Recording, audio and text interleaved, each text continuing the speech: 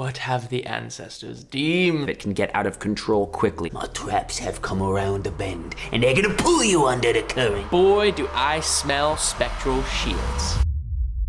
Hello, and welcome back to 3 Floating Fight Night. Here for another round of our Part the Mistveil Gauntlet. But before we get into this incredible game, let's take a moment and thank our incredible sponsors. So thank you, as always, to the Realm Games. You guys, the Realm Fest is fast approaching. If you want more incredible in-person flesh and blood tournaments in your life, then you gotta get over to the Realm Fest in New Jersey, July 20th through 21st. There's gonna be a 5kcc brawl. That's a 2-day tournament, a $5,000 prize pool, as well as other incredible gifts and prizes throughout the weekend. I mean, if you've never been to a Realm event, let me tell you, they just shower people with like prize support, money, and cards and boxes. People are always like, are you sure? Like, you're just giving me this? And yeah, like, of course, no, of course, sure. Right? This is how we do it. This is how we do it. So the Realm Fest is gonna be incredible. There's gonna be Star Wars events, Lurker events. Make sure you check it out. There's also a Blitz Battle Harden that's gonna go on the second day. So there's so much to come. Whip out your Enigma New Moon that you pulled, you lucky gold pack. Speaking of good luck, you won't be needing any of that anymore if you head on over to Fabtcg, another proud supporter of not only this channel, but so many Flesh and Blood channels all over the content sphere. They've got articles written by the best minds in Flesh and Blood and have sourced all of the deck lists that are out there on the internet and compiled them down into quantifiable data with easy to read graphs for you to go through and level up your game so that you will no longer need your luck, but you probably will still need some luck to get a gold pack, which I can't seem to get my hands on. And thank you to LSS, as always, for continuing to support the channel. We love this game so much, and thank you for supporting us. It makes us feel really great. It's the best game ever. Speaking of incredible games, we have Sam on Riptide, Lurker of the Deep. Oi, bugger off. Versus Aidan on Enigma, Ledger of Ancestry. Let's get right into the classic constructed game! Oh, hey, really quick, before we get into the game, I just want to say, if you like this show, go ahead and give it a subscribe, and go ahead and like the video. A lot of people come and hang out, and we want to make sure you can see the videos as they come out in the future. So if you're not subscribed yet, go ahead and hit that button. It means a lot, and it helps the channel out a ton. Thank you! 3 floating. That's the mist, bro. You saw it. I don't know if you see my hero portrait, but I got mist coming out of my mouth. So I know mist. He said mine's a little more dangerous, a little darker, a little poisonous. Well, even in darkness, the moon always shines. Not on the pits, bruv. We ain't got no lights down there, but the street lights and the light deep within our eyes. Oh. Shall we roll? Let's roll. It's pretty good. And it's better than 7. I win the dice roll. I will go first. Okay, speed racer out here.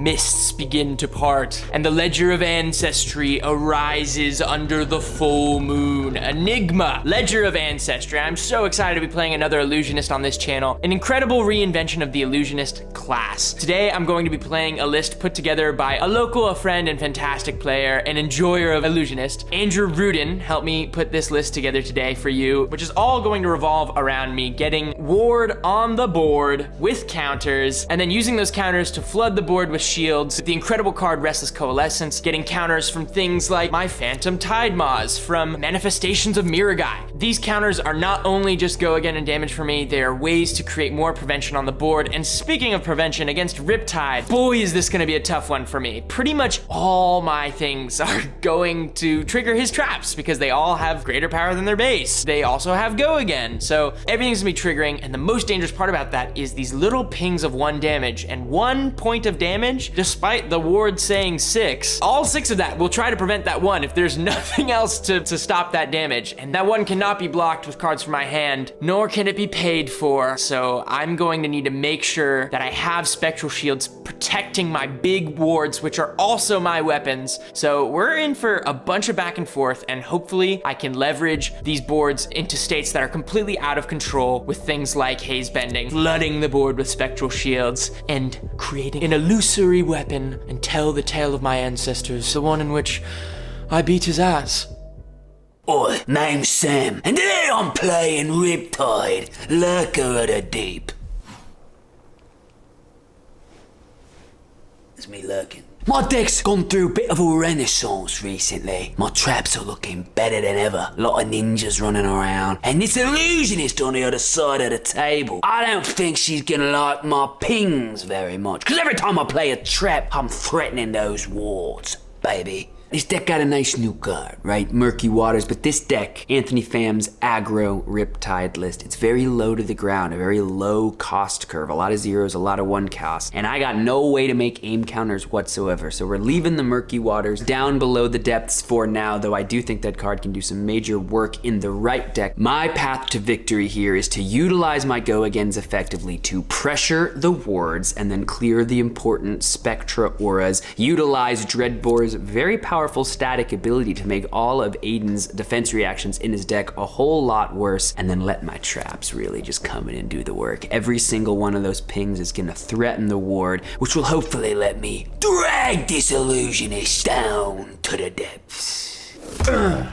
Good luck, have fun. Good luck, and you have fun, sir. Tunic goes to 1. Don't worry about this. Okay. You don't know what that is. I will play out a Haze Bending, which just is gonna be making Spectral Shields constantly. And then I will also play, because I've used my action point, instance, a Waning Vengeance, pitching this Haze Shelter. Waning Vengeance is a Ward 3 Illusionist Aura. I will now move to Arsenal. Okay, roaring start here from Aidan. A Haze Bending to start the game and some wards. So I just got the 4 cards I drew off the top of the deck. So I want to utilize my hand as best as possible to try to pressure not only the ward on the board, but also Haze Bending is like a #1 target for this deck to get rid of. It can get out of control quickly. So gotta make sure I prioritize getting that off the board in the next turn or two. To me, for the first time. For the first time in this game, it's time to see what Riptide can do. Let's begin with a Lace with Blood Rot. This is going to give my next arrow attack this turn +3, and when this hits a hero, create a Blood Rot Pox token under their control. I'm also going to trigger Riptide. So because I have played a card from my hand, I may put a card from my hand face down into my arsenal, which is great. I love that, which means I can now go ahead and play Bolton Shot. This is going to be pumped up with the Lace with Blood Rot. It's going to be coming in for a total of 7. If it hits, it's going to give you a Blood Rot Pox token under your control. And you'll reload. And I'll reload. I will block with this Brothers in Arms. When I do, I can pay 1 to give it +2 defense. Right now it's at 2 defense. I will pay 1, making it block for 4, and I will say any reactions from you. No reactions from me. Okay, I have this ward 3 on the board, so currently we're covering things, but I'm going to play out at instant speed a Phantom Tidemaw. Phantom Tidemaw is really cool looking card. Whenever an illusionist card I control is destroyed, I put a +1 counter on this aura. It is a Ward 1 aura and it has Phantasm. So when it attacks with you, you can pop it. Right now, going to cover this up with this and this. Okay, so you block the 7, this dies. When this leaves the arena, if I've pitched a blue card this turn, I will create a Spectral Shield token. That will also trigger the Haze Bending, so I will get the Spectral Shield from Waning Vengeance, and then I will get another Spectral Shield from the Haze Bending. A Illusionist aura I control has been destroyed, so I will put a +1 counter on Phantom Tidemaw. Yeah, that does in fact seem good. Okay, I will continue my turn. I'm gonna pitch a Bolton Shot yellow into this Dreadbore. 1 floating, which will close the chain. I may put an arrow card from my hand face up into the empty arsenal zone, but I'm not gonna do that. Arrows I control do have defense reactions, can't be played from hand this chain link, that just is in general. So now I'm gonna go ahead and play Codex of Frailty from my hand. I'm gonna get this Bolton Shot. You do have an attack in your graveyard now, my friend. I do. So I have to get this freaking Brothers in Arms into my freaking thing, and I have to discard. That is a bummer, and that's coming in for what? It will come in for 4. It's actually awesome. Because now you got to discard. And now I gotta play this, bro. I know, and you also have a Frailty, and I have a Ponder. I love the inclusion of Brothers in Arms in Enigma. With all the instant shenanigans that you're trying to do on your opponent's turn, you often will have an extra resource lying around, which is perfect to get a 4 block out of one of your blues. But that means I have a Brothers in Arms in my graveyard and nothing else. So when this Codex landed, I was kind of devastated because this card is a pitch and a block card in the purest sense of the word. My arsenal is super important because I have these D-Reacts that his bow just says, hey, nope, you can't play this from your hand. So I need my arsenal open in order to land D-Reacts in there. So I'm gonna have to now find a way to play this Brothers in Arms, which really just messes up what I wanna do on my turn. So that was an incredible Codex. I will discard Manifestation of Maragai. Cool. Okay, so the Brothers in Arms is now face down in your arsenal. My bolt and shot is going to come in and I'm gonna attack the haze bending. Yeah, you are. Okay. And it will go to the graveyard. It will make a Spectral Shield on its way out. Yep. And that will put another counter on Phantom Tidemoth. Yep, end of my turn, ponder trigger, plop that into the arsenal, your turn. Start of my turn, Tunic goes to 2. For the first time this game, I unveil my tapestry and I will read you the ledger of my ancestors. As all of these illusionist auras on my board are actually weapons as well. And they are weapons with base power equal to their ward, and they all have once per turn action, pay 1 to attack. All my auras that have at least 1+1 counter on them have go again. So I will pay 1 to swing this Phantom Tidemoth at you using my Cosmo Scroll. This is 2 go again, thanks to 2 go again, because it would be 3, but then -1 from the frailty, because as we've realized earlier, they're all weapons. Yeah. And I will float 2 resources. No blocks. No reactions? I have a reaction. It's a Buzzsaw Trap. When this defends an attack with power greater than its base, the attack can't gain power this turn. So it's going to go from an attack for 2 to an attack for less than 3, which is what I'm blocking for. And I trigger Riptide because My traps have come around the bend, and they're gonna pull you under the current, you hear me? a trap is triggering, so 1 damage coming at you. Ward 1, the Spectral Shield will die. That will put another +1 counter on this, but Buzzsaw Trap keeps it from gaining any power. First time a trap is triggering, boom, we've got Spectral Shields on the board. That is exactly what they are here to do, protect this Tidemoth. I really want to build up the counters on this and then find a Restless Coalescence to just turn all those counters into pretty much Spectral Shield generation for the rest of the game. Let's move this chain, because I have a Brothers in Arms. 3 damage. 3 damage. This I will not be respecting. I will be taking 3. All right. To 35. All right. First blood. I will end my turn. Oh, those stay on there. No, you can get rid of this. I will end my turn. We're gonna do some things. Seek and destroy. I'm gonna pass on the Riptide trigger. Okay. Okay? Seek and destroy. I'm gonna pass on the Riptide trigger. Lace with frailty. I will resolve the Riptide trigger. Put a card from my hand face down. This is gonna be an endless arrow. Coming in for 13. Can I stop it? Little anxiety inducing, playing all these good reds right now, but gotta get rid of this shit. I will block for 6. Any reactions from you? No reactions. Take 4. Go to damage. Block 6, 7, 8, 9. Take 4. Yeah, go ahead. All right. Trigger. Gonna give you a frailty. Endless arrow. Gonna go back into my hand, and I'm just gonna move to end. My board is nuked. Give you a seek and destroy as well. Thank you. You're welcome. Tunic to 3. Instant speed. Waning Vengeance. Float 2. Yeah, I'll swing at you for this is 2 -1 because of the frailty. 2 -1 because of the frailty. Which does mean it is lower than its base power. I'm gonna howl now. I feel like people should announce that before they do it. You're gonna howl? Yeah. Ow! 2 damage. 2 damage. What you gonna do when the wolves come for you? I'm gonna go to reactions. Play an inertia trap that won't trigger. Cool. I'm just gonna block your damage. Sounds good. Okay. That is it for me. You can have these back. Thank you. Nothing to seek, nothing to destroy. All right, my turn. Endless arrow. It sounds sick in my head. Should we find out? I don't know. No blocks, my friend. I will rain razors, bring it from an attack from 4 to 6. Instant speed. Yep. Pop the tunic. Float a resource. We will play this Waning Vengeance. Okay. It's a ward 1 because it's the blue one. Okay. I have now played a blue card. Yes, you have.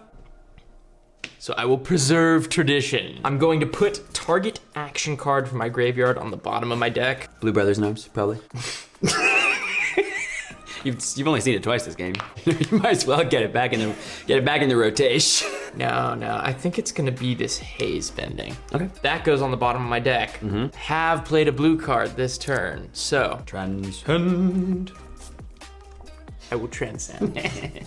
And you did this really well, dude. You did that really well. Well, thank you, sir. All right, I now have this inner chi in my hand. Okay, we've got ward 4. Then I will pitch my inner chi to my meridian pathway, which says I can play auras as though they were instants this turn. And I can also choose to make this have ward 3. Okay. Which I'm thinking on, I will give it ward 3. So you're blocking 3, 6, 7 right now. Then I will play this haze bending at instant speed. Cool. Sheesh. These Everfest auras, specifically this haze bending, incredibly powerful card. You know what would be even better? Playing it as an instant. One of the hardest things with these auras is the fact that once you lay them down, they are a big fat bullseye target for Riptide. He does not want to see that on the board. But if I were to channel the inner chi within me and flash one in at instant speed, I can use the fact that he's destroying my board to my advantage and flood this board with Spectral Shields, which are then all gonna be able to sit there to help me with breakpoints, help me with pings, and hopefully stick some of those big ward weapons onto the board moving forward. Blocking still 7. I will destroy everything. You got it. And you know what's gonna happen here is both of these are going to see this inner chi, which is a blue card. So both of these make Spectral Shields, and then this haze bending sees both of these die. So I'll make 2 more Spectral Shields for a grand total. That's too many shields, bro. Of 4 shields on the board. I will arsenal and pass. All right, inner chi, bottom of the deck. Tunic goes to 1. And then I will play a card I've never played in my Flesh and Blood career. A Warmonger's Diplomacy. Okay. Starting with the hero to your left, each hero chooses War or Peace. If they choose War, the only actions they may play or activate during their next turn are weapon and attack actions. If they choose Peace, the only actions they may play or activate during their next turn are non-weapon, non-attack actions. Yep, I'm definitely choosing war, my dog. I will also choose War. Agreed? Agreed. The compact has been signed. All right. Yeah, that sucks. Warmonger's Diplomacy, huh? You think I don't know this card?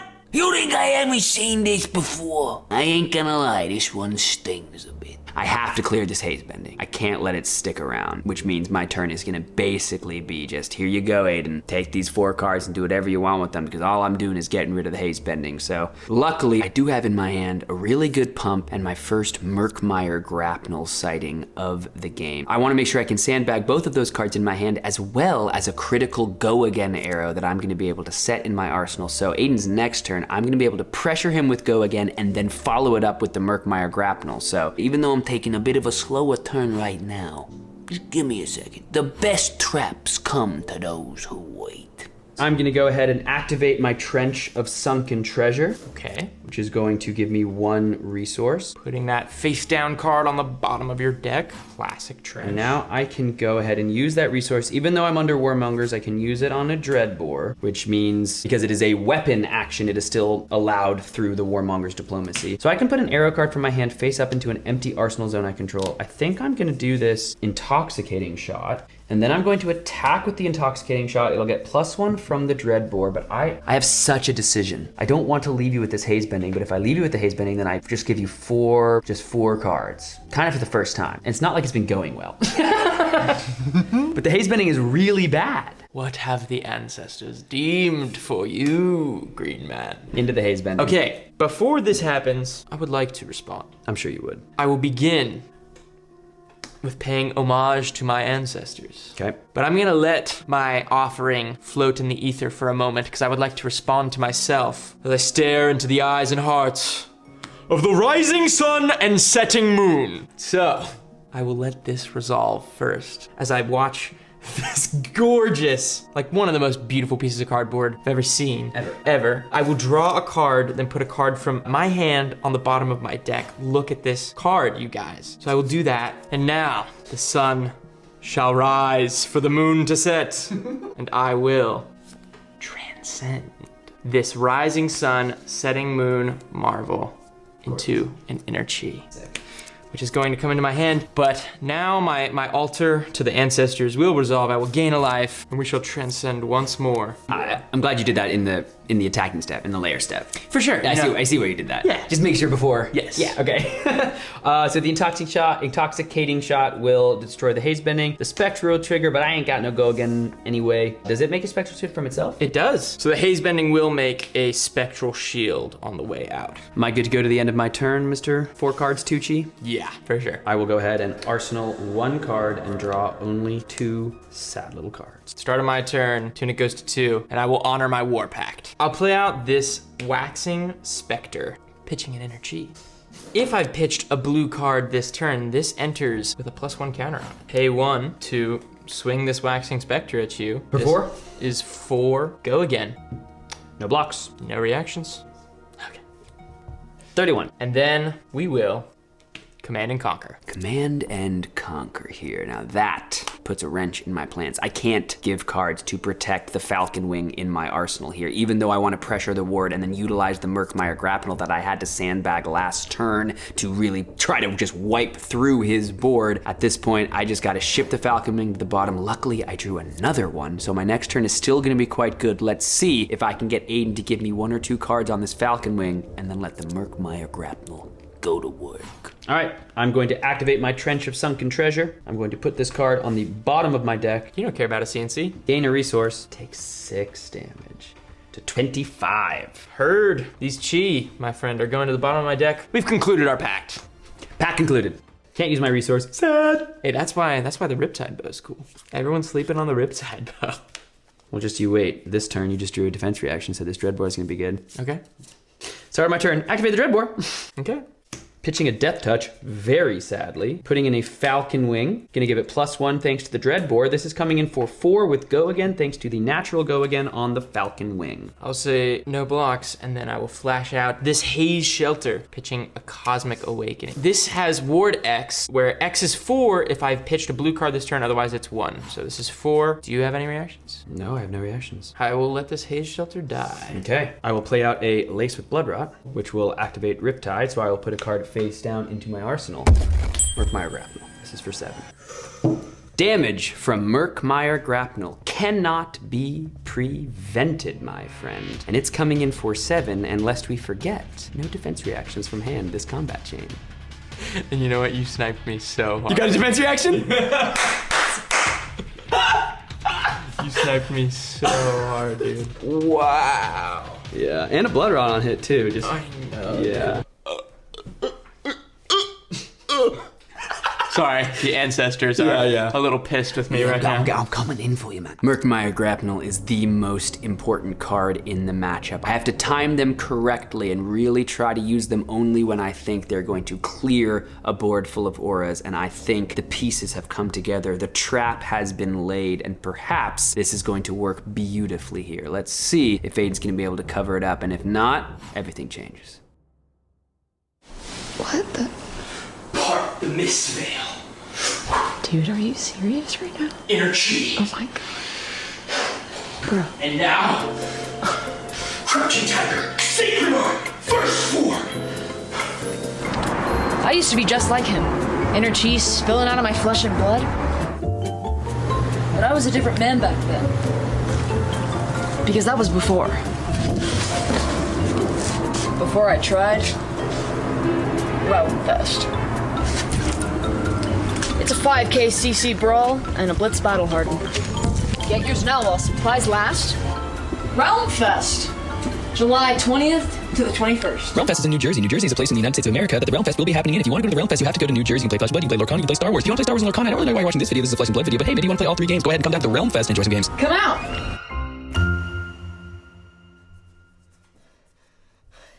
It's not working. I can't build the perfect deck. I got it! Guys, I have an idea. The ultimate Flesh and Blood website, where you can find synthesized data from Decklists from all over the world, and you can see which cards are played the most in each hero. Articles written by the best pro players in the game. Your deck building ideas, your strategic ideas can be realized in Flesh and Blood. Well, Jacob, we got great news. That all exists, dude, at fabrec.gg. Oh, that's incredible news. Go to fabrec.gg and level up your game.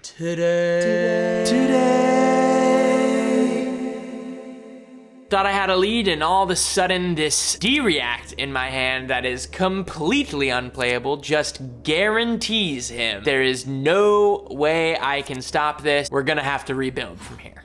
I got no blocks. You got no blocks? Yeah, I got no blocks. Well, damage can't be prevented, so what happens here? So these all try to prevent this and try to protect me. Again, the ancestors. And the Murkmire just in my neck. And you just floating my board away. You know what happens? I came up from the deep, came up from the waters. I take my shot and I strike through. There's your blood rock pops. Take your 7. 1, 2, 3, 4, 5, 6, 7, down to 30. When you do your preparation, when you lie in wait, the perfect mark hits the perfect target, and your traps are really able to go ahead and take them down. Nice board of wards there, big boy. Let's see what they look like in the graveyard. Wow. Huge, dude. Yeah. Huge. Tunic to 3. Shimmers of Silver. Arsenal pass. Take 2 from the Blood Rot. Definitely gonna play Premeditate. The next time an attack action card hits a hero this turn, create a ponder. Next attack action from Arsenal gets +3. Riptide trigger on the stack. I'm gonna decide how much I wanna try to play around your D-react. Or what D-react? I'm gonna pass on the Riptide trigger. I'm gonna activate Dreadbore, pitching a Remorseless to put an arrow card face up into an empty arsenal zone. It gets +1 until end of turn. Then I'm going to attack you with Drill Shot. So this is going to come in for +1 from the Dreadbore, +3 from the Premeditate. So it's coming for a total of 8. If it hits, I create a Ponder. And if it hits, I get to put a -1 counter on an equipment you control. I'm gonna block 3. Okay? Now I'm gonna do some things. You got it. I am going to play out this Phantom Tidemaw Okay?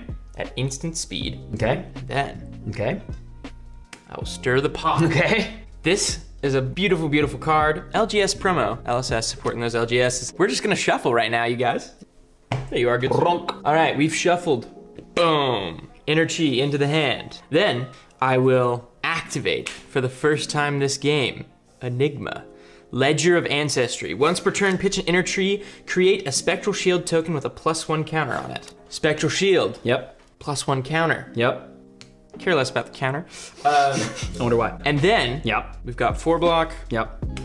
It is a sink below that you absolutely sniped with the Murkmire. So you're currently blocking 7, so you have a couple instances of Ward 1 on the board. What would you like to? This one. Okay. So I will destroy the Spectral Shield that I made and just move that +1 counter over to my Tidemaw. So I get no Ponder, I get no -1. Still have a card in my hand that goes to my arsenal, and I will now draw 4. I really don't like your traps. Oh yeah, everything triggers. All arsenal. Start of my turn, Trench of Sunken Treasure. I'm gonna put this card to the bottom. Go ahead and grab a resource. I will go ahead and attack you with Enlighten Strike. This is coming in for 5. I'm going to choose the mode. You guessed it, go again. And I played a card from my hand, so Riptide is gonna trigger and I will put a card into my arsenal. I'll block 5. With Traverse the Universe, I will go grab only one Inner Chi that I really want from this deck. Cool. Okay, you block me out. I have 1 floating, which I can spend on an Infecting Shot, thanks to the Trench of Sunken Treasure. I'll block 5. You'll block 5 Brothers in Arms and Command and Conquer. All right, good with me. Arsenal, draw 4. I will pitch this Inner Chi to activate Enigma. Okay. Ledger of Ancestry, make a Spectral Shield. Sure. This one has a +1 counter on it. This is the first time Enigma's other text is going to come into play, which is that the first Spectral Shield attack each turn costs me 1 less. So here's a Spectral Shield attack at you for free. This is coming in for 2, base 1, +1. And whenever I attack with an Illusionist or a weapon, I get to put a +1 counter on it. So this is actually coming in for 3, go again. No doubt, dog. I have no blocks, but I do have a reaction. Okay. I'm gonna play a Boulder Trap here. This is defending an attack with power greater than its base, so I'm going to put a -1 defense counter on the only equipment you have left, my dude. And Riptide is gonna trigger, so 1 point of damage coming at you. 1 point of damage coming at me. So Sam may be thinking, this is great. Spectral Shield coming in, triggers the trap, pop the Spectral Shield, his turn ends, go again doesn't resolve. But that is exactly why I blocked with Traverse the Universe on his turn. I've now got this chi in my pitch, which is doing double duty, which made the Spectral Shield so I could make this attack, but it also still counts as a blue in my pitch, so I can instant speed Tunic and play this Waning Vengeance, cleanly block the ping, and get a Spectral Shield, and put a counter on Phantom Tidemaw, and I haven't seen a Restless Coalescence yet. Those Tidemaw stacks are building up, and boy, do I smell Spectral Shields. In response, I will crack Tunic and flash out this Waning Vengeance, which has Ward 1, and I will let that die. Okay. To do that, I have pitched a blue this turn, so I will get a shield in its stead. Cool. I will block your 3 with my 3. You're doing that for sure. So Phantom Tidemaw sees the Waning Vengeance leave. That's a +1 counter there. Little board build. Little board build. He's a little board build. He's got a little barbell. Just a little barbell. Searing Shot. It's coming in for 4. Block with Brothers in Arms, and I will pitch 1, paying for its cost to just block 4. You got it. I will play Premeditate, trigger Riptide. I will load. I will fire Falcon Wing, coming in for 6 with go again. I'll smack down this Haze Shelter. Okay. X is equal to 4 because I pitched a blue card, so I've got Ward 4. Then yeah, these will all cover it. You got it. Some triggers on the Tidemaw. Yeah, we've got 1, 2, 3 more counters coming on here, bringing this to 5 counters. Draw 4. Tunic will go to 1. Yeah. And I'll pass. Okay. Aidan could have attacked me here for 7 and did not. Passed the turn. Why, you may ask? He's threatened by the traps. Baby, if I have a trap in my hand or my arsenal, that ping is gonna go ahead and trigger the ward! Just the potential of my dastardly traps have just saved me 7 damage across the table coming at me. If that doesn't scream value to you, then I don't know the meaning of the word. This is such an awkward place to be in. I have this Sink Below that I couldn't play on defense on his turn because of his freaking bow. So it's basically just a red pitch in my hand right now, because stuck in my arsenal is this Rage Spectre, which only gets my action point back if I have nothing else on the board. But I've done a good job of keeping the board filled, so it's a super awkward thing to play. I really just want this in my arsenal, and now it's, do I attack with the Tidemaw by pitching the Sink Below, or do I hold the Sink Below and play it safe, not put my Tidemaw in a position where it could die? I've got 5 counters on this thing. I just don't think it's worth the risk, and I'm scared of the traps, man. I really want to move these 5 counters onto a Restless Coalescence, keeping them safe so I can start getting use out of them, turning out Spectral Shields. Treasure Sunken Treasure is gonna activate. This card will go to the bottom. I'll gain a resource in my hand. Play Ravenous Rabble, reveal the top card. It's not a pendulum trap, it's a pitfall trap, because we only had 2 of them. Same cost, can only play from Arsenal. But so this will be coming in for 3. Well, no blocks, move to reactions, and Sink Below. Okay, interesting. Loss of value, but you can at least play it. Yeah, exactly. Yeah, interesting. Hey, it was stuck in my hand last year. I will not sink. You'll not sink, okay. Spend 1 to load a Bolt and Shot, give it +1 with the Dreadbore. Lace with Frailty, so this is a Bolt and Shot for 7. Frailty on hit, go again. I lace my arrows up with frailty. You're too scared of my traps. My traps that like in that heap, huh? You think you know what you want. You think you can come at me with the illusions. Illusions ain't got nothing on cold steel, hard rope, and dastardly intuition. No blocks. Great, okay. Take 6. 3, 4, 5, 6. Okay. This Tidemaw will prevent 1 and lose everything. Love it. My poor little Phantom Dragon. There was really no protecting it here. The bow just makes this D-React so rough to still hold in my hand, and I still haven't seen a Coalescence, so I'm not getting these counters to a safe place. And I also had to play this Sink on this Rabble for 3. I just kind of have to. I know that the follow-up's gonna be an arrow of sorts, and between the choice of getting it out of my hand and getting some value out of it, and just having it stuck in my hand again, well, I can't live in that world. There's a Frailty for you, thanks to the Lace with Frailty. I have a reload trigger with the Bolt and Shot, and I will pass. All right. Tunic goes to 2. First Tenant of Chi Wind. The next blue action card I play this turn gets go again. To play out Rage Spectre, this has go again thanks to the first Tenant of Chi Wind. Whoa. I will float 1, and now I will use that 1 float to swing 6. Actually, 7, because when I attack with it, the Shimmers of Silver is gonna put a +1 counter on it, so this is 7, go again. Yeah, it is. Actually, it's 6 because there's a frailty. Yeah. But it does have go again. It does have go again. My question for you is, what would happen if it didn't have go again? Because I'm gonna go to reactions and play out a pitfall trap from my arsenal. So this can only be played from arsenal, but Riptide is going to immediately trigger and 1 point of damage is gonna come across towards you. I'm gonna give it go again. I'm going to transcend with Path Well Traveled, and then this is gonna come into my hand. Oh, it's an inner chi. I'm gonna pitch it into here, and I'm gonna make another Spectral Shield. Sure. It's gonna have a +1 counter, and So the 1 damage from the Riptide is what's going to do what? kill the Spectral Shield. Okay, now Pitfall Trap says deal 2 damage to the attacking hero unless they pay 1.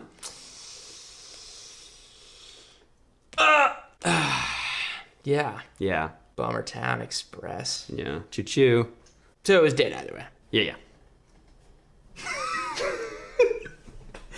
Yeah, no, this can die. Okay, And you can take no damage. I will take no damage because it My weapon is destroyed. Your weapon is destroyed. Aidan tried desperately to keep this Rage Spectre around, but the extra damage from the Pitfall Trap is gonna trigger the Ward 6 on the Rage Spectre, and now not only has this trap blocked 6 damage from the attack that was just coming at me, he now doesn't have Ward 1 on his next turn, so a 0 cost defense reaction from the arsenal that just got me 7 points of value.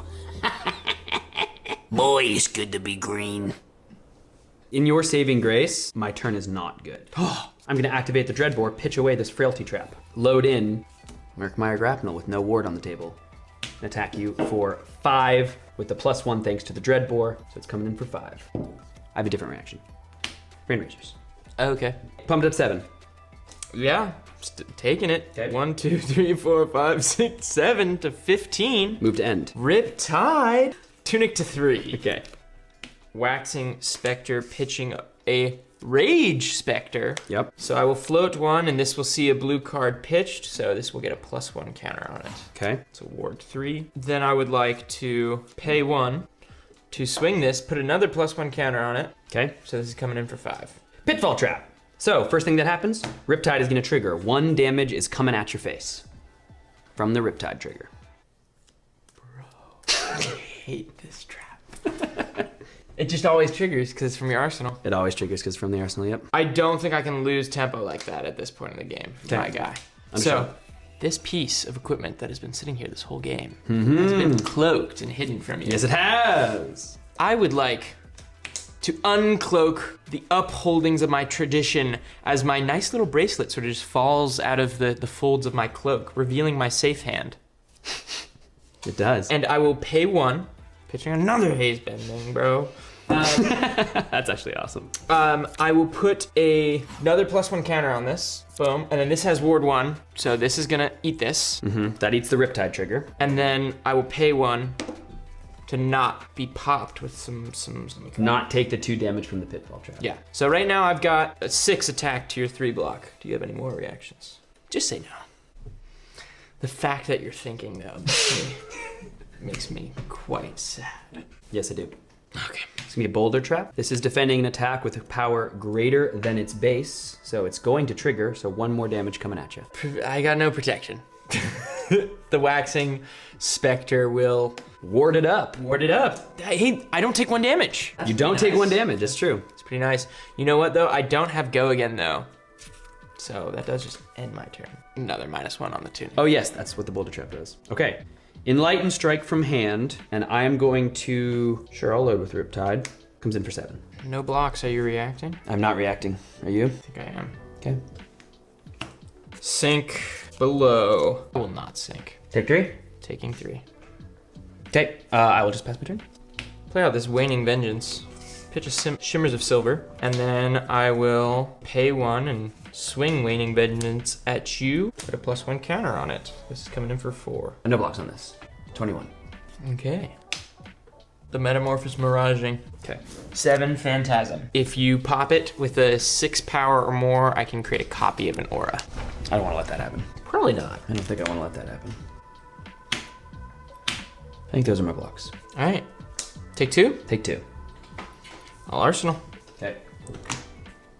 Just give me Ravenous Rabble. Once you draw, I will show you a Premeditate. Means it comes in for 4. The Pull 4. Block 3 here, and then I will play out a Restless Coalescence. When this enters the arena, move any number of +1 counters from auras I control onto this. Okay. I'll move this single counter. Yep. It also has a once per turn instant, which is remove a +1 counter from this, create a Spectral Shield token. I would like to activate that instant immediately and make a Spectral Shield to cover the 4. So blocking 4, Yes. it's another 4.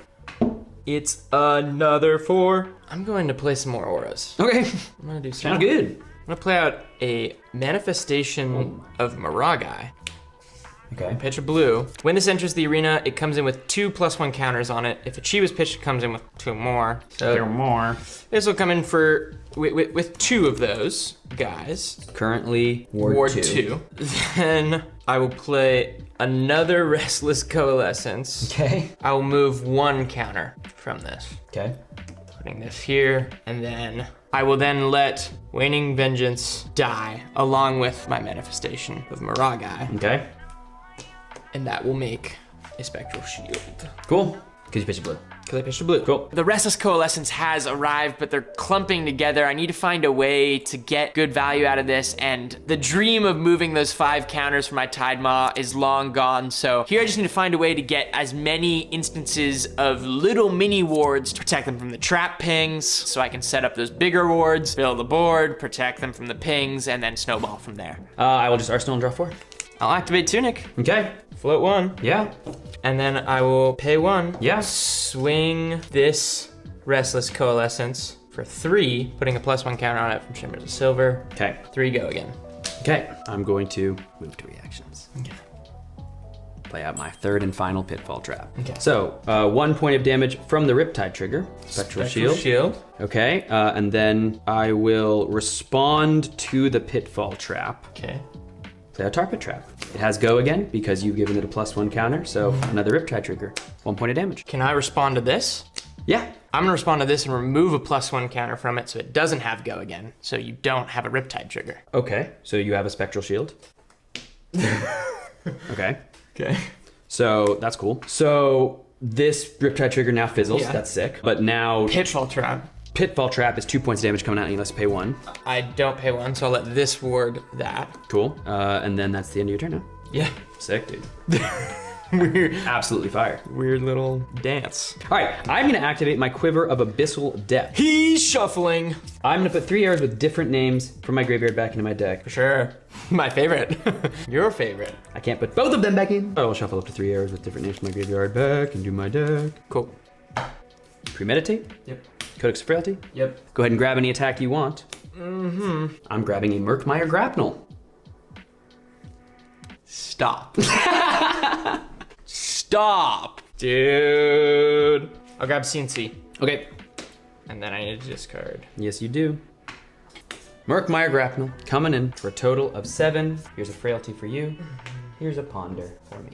Another Ponder on hit. Block 6. That is all. That is all. Take 1. Goodbye. Cannot be prevented, so the Murkmire Grapnel will eat him up. Ponder will trigger here. Eat him up. Tunic goes to 1. I will send this CNC for 5. Okay. Pitching my Sacred Art. Immediately punished for not arsenaling the Endless Arrow that I drew off of the Ponder, because even though I didn't want to protect it against this Command and Conquer, I drew 3 other arrows. Now I really wish I had just thrown it in the arsenal because I drew a second Endless Arrow. I could have utilized the trench, gotten a resource, but really just continued to move through my deck because drawing 1 4-arrow turn means I'm not moving through my deck enough to try to ensure against more 4-arrow turns. So I've had some really good turns to start this game. Now things are starting to get a little clunky, and a clunker at the wrong time could lead to a board full of ward. That was a rough one. Block 3. Take 2. You got it. Dreadbore activation. Float 1. I'm gonna put in a Endless Arrow. Give it +1 until end of turn. This is coming in for 5. I'll block 5. Block 5 is good. Tunic to 2. I will flash out this Haze Shelter. Float 1. I will swing at you for 5. I'm going to Trench of Sunken Treasure. Gain a resource. Play Collapsing Trap. It does have go again, but you have no cards in your hand. So 1 point of damage will come across. Boom. Blow that up. Goodbye, Haze Shelter. But when I play the collapsing trap, I do have a Riptide trigger that I am going to resolve because I played it from my hand. Load an arrow. Load an arrow. It's gonna be a searing shot coming in for 4. Block 3. Take one. You have any reactions? Oh yeah, I do. Snapdragon Scalers. Yeah, I'll take one. Okay, trigger the searing shot so you'll lose a life. I'm then gonna activate Bullseye Bracers here, gold foil, and I'm going to put an arrow from my hand face up into my arsenal. Gets +1 until end of turn. I will fire an infecting shot for 6.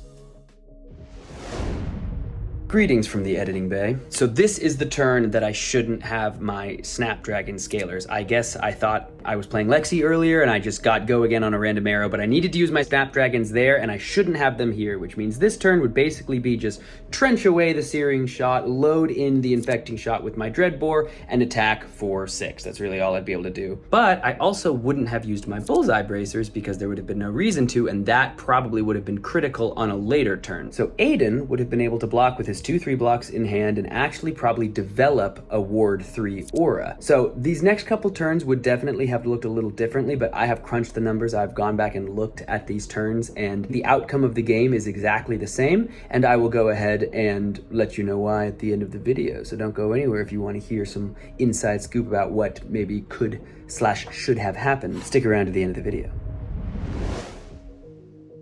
Block 3.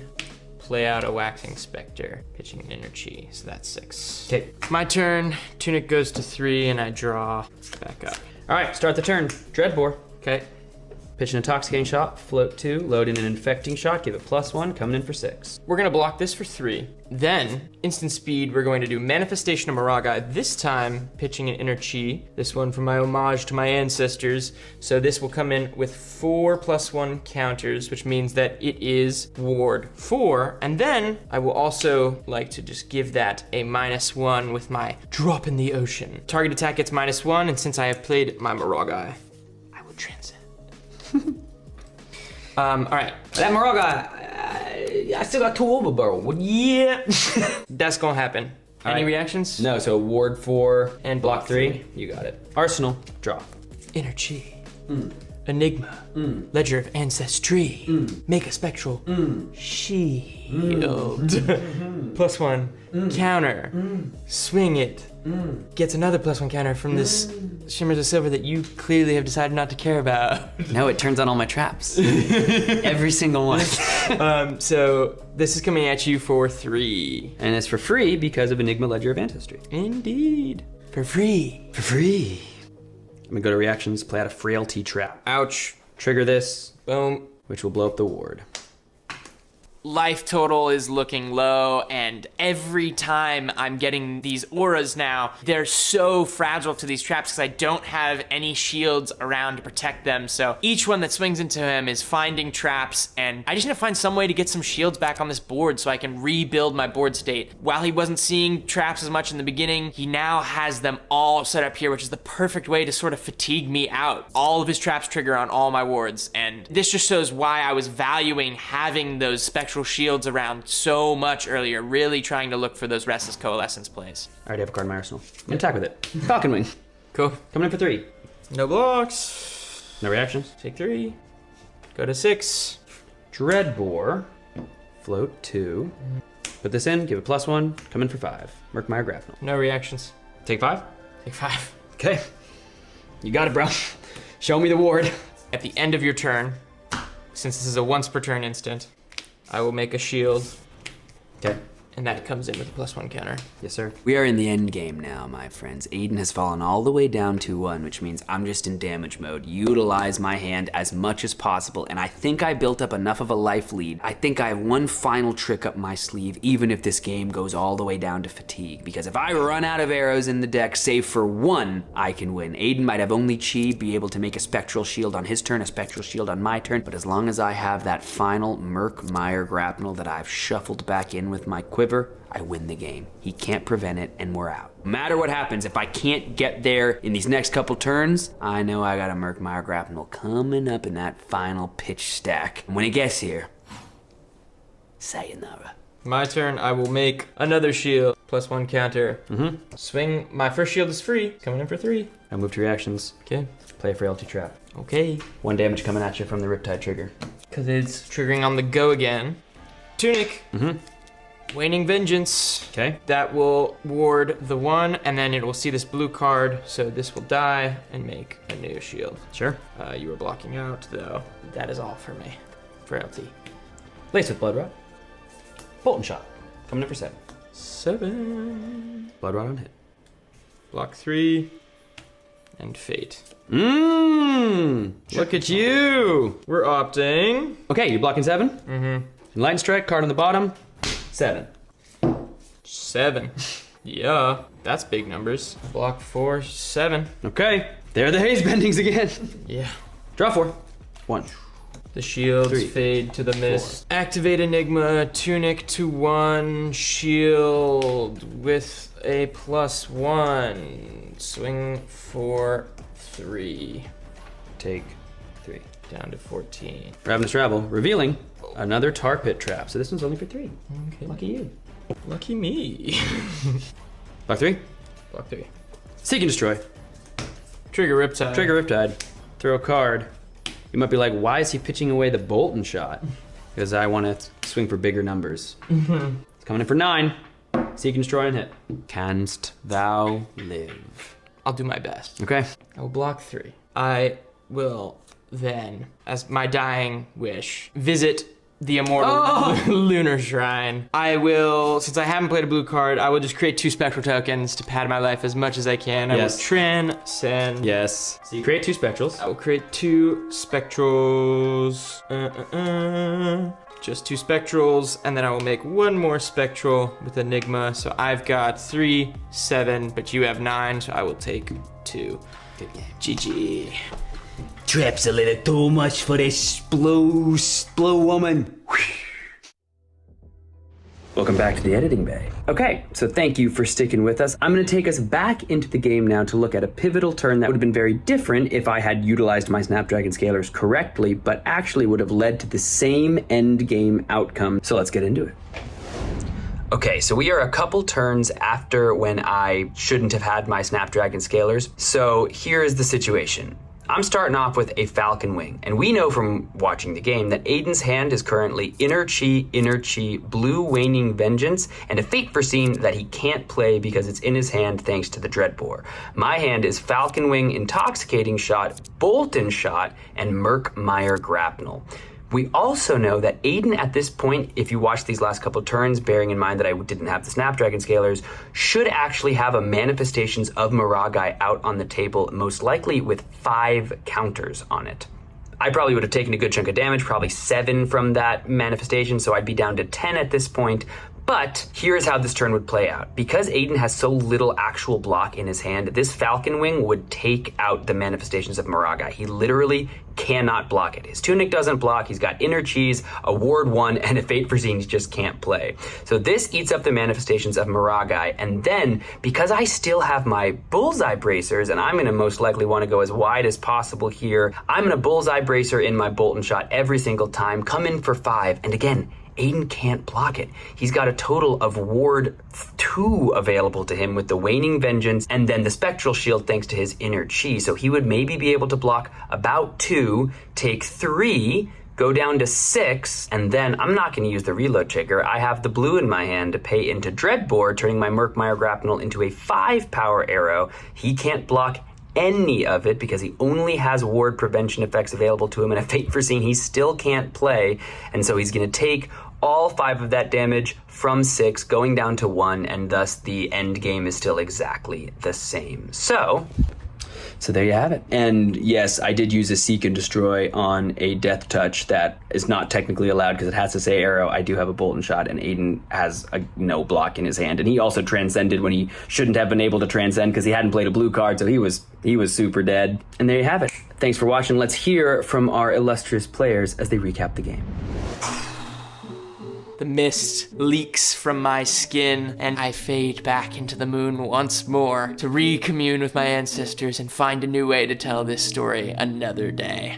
I was off to a roaring start, and then he home aloned his way into some victory. Like, this deck is so cool. It's so fun to pilot and find all these ways where you can eke out incremental bits of value. And this matchup between Riptide, I mean, if something breaks just slightly different, I get to keep one of those board states. Each time I got to a board state that was one turn away from, I think, just snowballing me to the end of the game, and Sam found the perfect answer every time. Your board is fragile, but if you can get it over that pivotal point where suddenly it becomes impossible to manage, Enigma can just run away with games. I think I might consider adding in one more of those Cosmic Awakenings, because at the end when I was floating around with all that chi, I was honestly playing towards finding the third one in my deck. I forgot I only have 2. So excited to check out different ways to play Enigma, and this one was so fun to play. So thank you, Andrew Rudin, for helping me out with this list, and I hope I did it some justice, but man, that green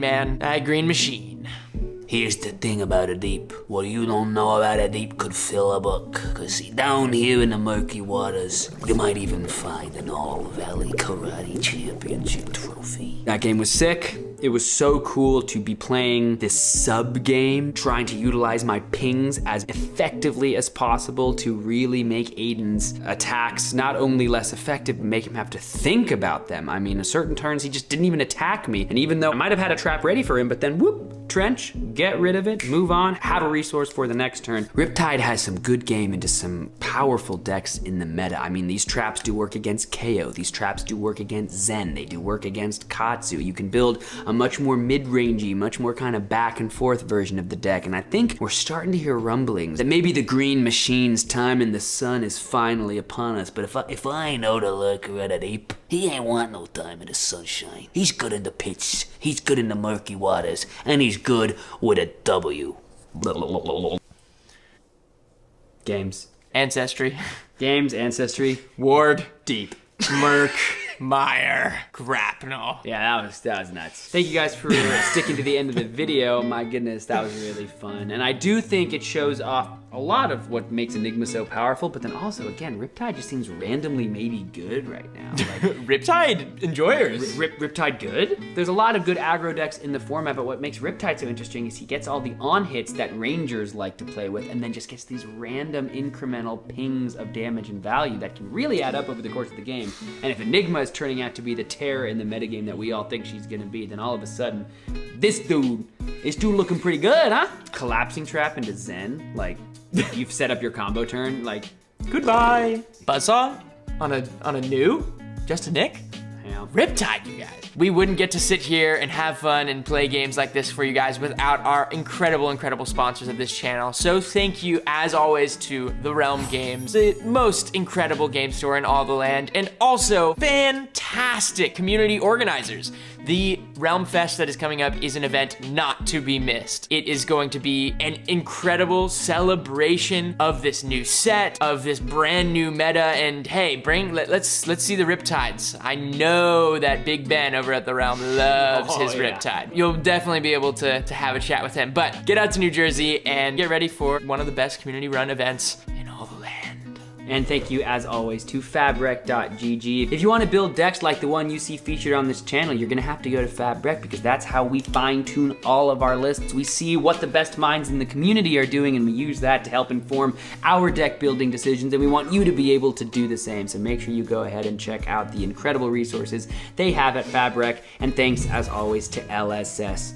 We love you. And thanks. And your game. And your game. And you guys. And thanks to you all for watching the show. It's always an honor to have people come and check it out and check out the show. So thanks for watching, and we've got more Mistveil gaming approaching on the horizon, because the Tamer of Purpose waits for no one. He has a brood of tigers ready to sick upon his enemies, and that deck, as we're all starting to see, might be a little bit busted.